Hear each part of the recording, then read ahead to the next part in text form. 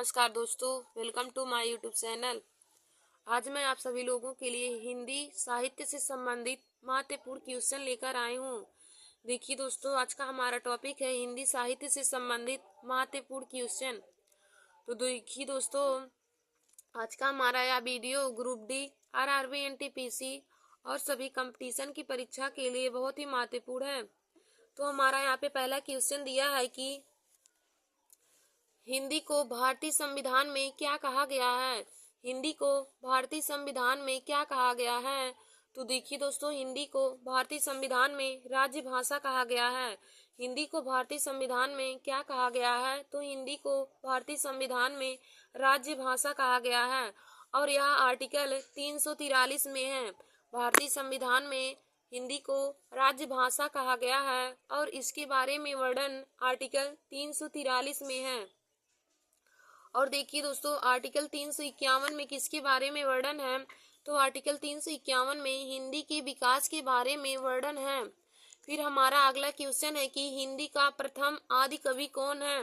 हिंदी का प्रथम आदि कवि कौन है। तो दोस्तों, हिंदी का प्रथम आदि कवि स्वयंभू है। हिंदी का प्रथम आदि कवि स्वयंभू है। फिर हमारा अगला क्वेश्चन है कि हिंदी का प्रथम पत्र कौन सा है। हिंदी का प्रथम पत्र कौन सा है। तो देखिए दोस्तों, हिंदी का प्रथम पत्र उत्तंड मार्तंड है। हिंदी का प्रथम पत्र उत्तंड मार्तंड है। फिर हमारा अगला क्वेश्चन है कि हिंदी की प्रथम पत्रिका कौन सी है। हिंदी की प्रथम पत्रिका कौन सी है। तो दोस्तों, हिंदी की प्रथम पत्रिका संवाद कौमुदी है। हिंदी की प्रथम पत्रिका संवाद कौमुदी है। हिंदी की प्रथम पत्रिका संवाद कौमुदी है। फिर दोस्तों, हमारा अगला क्वेश्चन है कि आदत से अक्कड़ स्वभाव से फक्कड़ किस कवि का उपनाम है। आदत से अक्कड़ स्वभाव से फक्कड़ किस कवि का उपनाम है। तो देखिए दोस्तों, आदत से अक्कड़ स्वभाव से फक्कड़ कबीरदास जी का उपनाम है। और दोस्तों, यदि पूछे कि कबीरदास की भाषा कैसी थी, तो इनकी भाषा सधुकड़ी पंचमेल खिचड़ी थी। कबीरदास की भाषा सधुकड़ी पंचमेल खिचड़ी थी। और दोस्तों, इनकी साखी शबद रामायणी और बीजक इनकी रचनाएं हैं। कबीरदास जी की रचनाएं हैं साखी शबद रामायणी और बीजक भी है। दोस्तों, फिर हमारा अगला क्वेश्चन है कि आधुनिक युग के चरण कौन से हैं। आधुनिक युग के चरण कौन है। तो दोस्तों, आधुनिक युग के चरण रामधारी सिंह दिनकर जी को कहा जाता है। आधुनिक युग के चरण रामधारी सिंह दिनकर जी को कहा जाता है। और देखिए दोस्तों, रामधारी सिंह दिनकर जी भारत के द्वितीय राष्ट्रपति हैं। यदि पूछे कि हिंदी साहित्य का द्वितीय राष्ट्र कवि किसे कहा जाता है। हिंदी साहित्य का द्वितीय राष्ट्र कवि किसे माना जाता है। तो दोस्तों, रामधारी सिंह दिनकर जी को हिंदी साहित्य का द्वितीय राष्ट्र कवि माना जाता है। और दोस्तों, यदि पूछे कि रामधारी सिंह दिनकर को किस कृति पर ज्ञानपीठ पुरस्कार मिला था। तो दोस्तों, रामधारी सिंह दिनकर जी को उर्वशी पर ज्ञानपीठ पुरस्कार मिला था।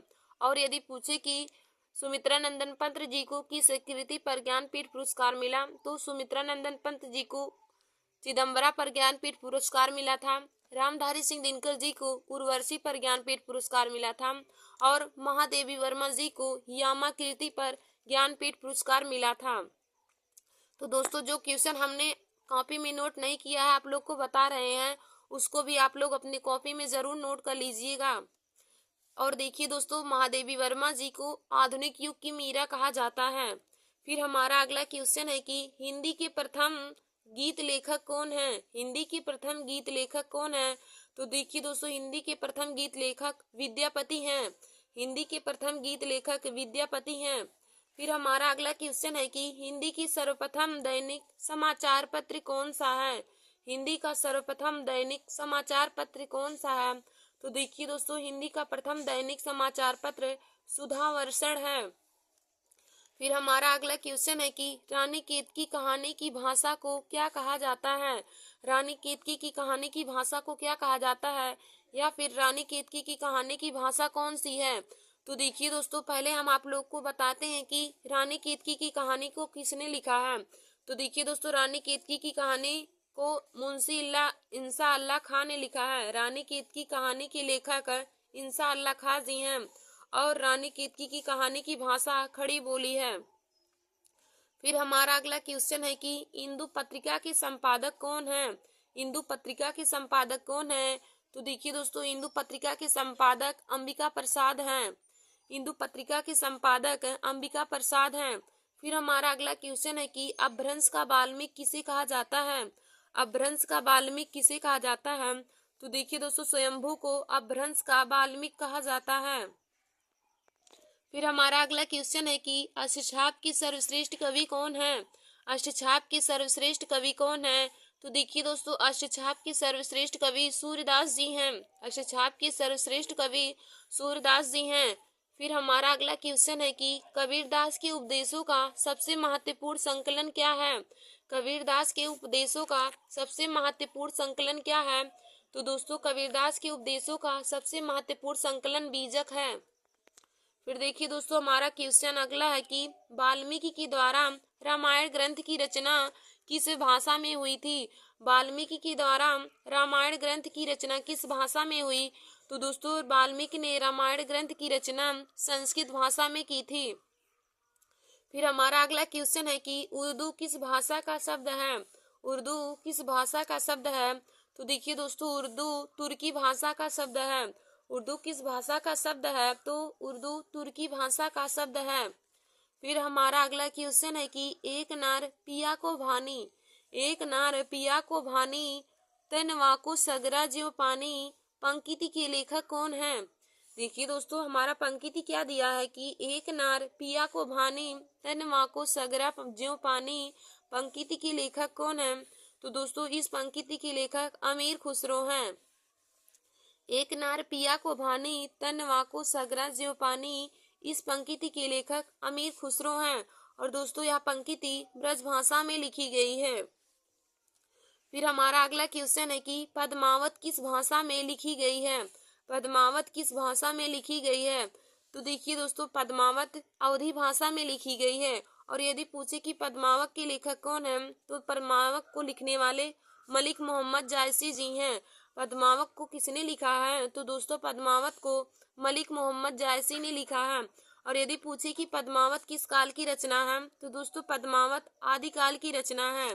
तो हमने आप लोगों को पद्मावत से संबंधित 3 क्वेश्चन बताए। पद्मावत के लेखक मलिक मोहम्मद जायसी जी हैं, और पद्मावत की भाषा अवधी है, और पद्मावत आदिकाल की रचना है। फिर हमारा अगला क्वेश्चन है कि कबीरदास की भाषा क्या थी। कबीरदास की भाषा क्या थी? तो देखिए दोस्तों, कबीरदास की भाषा सदुक्कुड़ी थी। फिर हमारा अगला क्वेश्चन है कि किस कवि की दोहों को शुक्ल ने हिंदी साहित्य का रत्न कहा है। किस कवि की दोहों को शुक्ल ने हिंदी साहित्य का रत्न कहा है? तो देखिए दोस्तों, बिहारी लाल के दोहों को शुक्ल जी ने हिंदी साहित्य का रत्न कहा है। और देखिए दोस्तों, बिहारी लाल मात्र अपनी एक ही कृति से प्रसिद्ध हुए थे। तो बिहारी सतसई बिहारी लाल की प्रमुख एक कृति है। उन्होंने दोहा लिखा है, प्रमुख उनका दोहा बिहारी सतसई। उन्होंने केवल एक ही काव्य ग्रंथ की रचना की है। बिहारी लाल की एक काव्य ग्रंथ है बिहारी सतसई। और देखिए दोस्तों, उन्होंने बिहारी सतसई की रचना की, और उसी से ही यह बहुत प्रसिद्ध हुए थे। यदि पूछे कि देखिए दोस्तों, इनके बारे में लिखा गया कि सतसैया के दोहरे ज्यों नावक के तीर, देखन में छोटन लगे घाव करे गंभीर। इनके दोहे, बिहारी लाल के दोहे केवल देखने में ही छोटे लगते थे, लेकिन ये दिल पर बहुत ही ज्यादा गंभीर घाव करते थे। तो इनकी मात्र एक कृति है बिहारी सतसई, जिससे यह पूरे प्रसिद्ध हुए थे। बिहारी लाल की मात्र एक कृति बिहारी सतसई थे, जिसके द्वारा यह पूरे हिंदी साहित्य में एकदम प्रसिद्ध हो गए थे। फिर दोस्तों, हमारा अगला क्वेश्चन है कि कालिदास की अभिज्ञान शाकुंतलम का हिंदी में अनुवाद किसने किया था। कालिदास की अभिज्ञान शाकुंतलम का हिंदी में अनुवाद किसने किया? तो देखिए दोस्तों, कालिदास की अभिज्ञान शाकुंतलम का हिंदी में अनुवाद राजा लक्ष्मण सिंह ने किया था।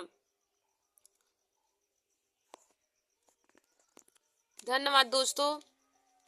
ऐसे हमारे वीडियो को देखने के लिए और हिंदी, पॉलिटी, मैथ, रीजनिंग और सभी कंपटीशन की परीक्षाओं के लिए, सभी विषय के इम्पोर्टेंट क्वेश्चन को पाने के लिए आप सभी लोग हमारे YouTube channel Nancy success classes को सब्सक्राइब कर लीजिए। और अपने दोस्तों में शेयर करना ना भूलें।